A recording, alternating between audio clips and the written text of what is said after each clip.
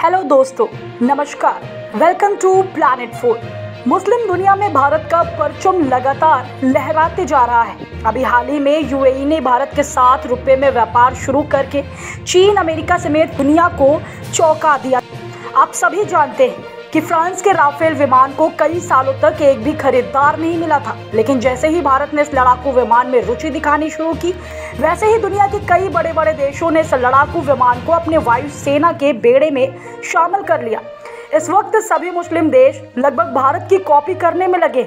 वह अपने विदेश नीति को भारत की तरह स्वतंत्र रखना चाहते हैं। इन्हीं देशों में एक नाम सऊदी अरब का सामने आ रहा है, जो अब धीरे धीरे बिना अमेरिका की मदद के विश्व के मंचों पर एक बड़ा ग्लोबल पावर बनकर उभर रहा है। सऊदी अरब ने उन्नत अमेरिकी और ब्रिटिश लड़ाकू विमानों से बनी एक विशाल वायुसेना के निर्माण में दशकों का समय बिताया है, लेकिन बड़ी संख्या में फ्रांसीसी लड़ाकू विमान राफेल खरीदने में रियाद की रुचि एक संकेत हो सकती है कि उसे नहीं लगता कि उसके पुराने दोस्त पहले जितने विश्वसनीय हैं। एक रिपोर्ट में बताया गया कि इसी कारण सऊदी अरब 100 से 200 डसॉल्ट राफेल लड़ाकू विमानों को खरीदने पर विचार कर रहा है।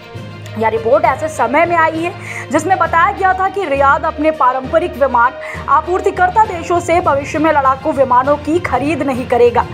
पिछले साल अक्टूबर में प्रिंस सलमान के तेल उत्पादन में कटौती को लेकर गुस्से के कारण अमेरिकी सांसदों ने सभी अमेरिकी हथियारों की सऊदी अरब को बिक्री पर रोक लगाने वाले कानून का प्रस्ताव रखा।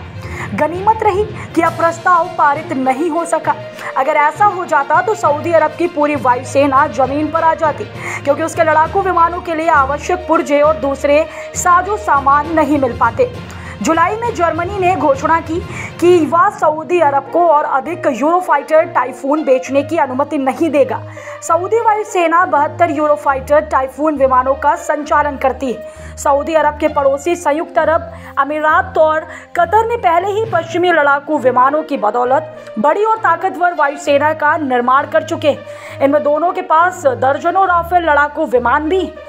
ला ट्रिब्यून की रिपोर्ट में कहा गया है कि सऊदी अरब अपने पड़ोसियों की इसी ताकत से परेशान है। इस कारण सऊदी क्राउन प्रिंस मोहम्मद बिन सलमान फ्रांसीसी लड़ाकू विमान को खरीदने में रुचि जता रहे हैं। सऊदी क्राउन प्रिंस मोहम्मद बिन सलमान भी वर्तमान में F-15EX को ऑर्डर देकर वाशिंगटन की किसी भी तरह की छूट देने के इच्छुक नहीं है। ऐसा यमन युद्ध से अमेरिका के पीछे हटने के चलते हुआ है।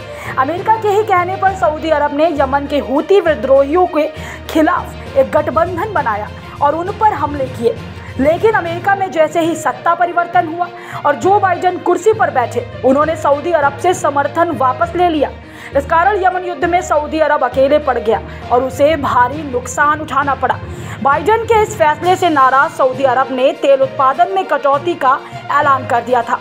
इस पूरी खबर पर आपकी क्या राय है? आप हमें नीचे कमेंट बॉक्स में ज़रूर बताइएगा।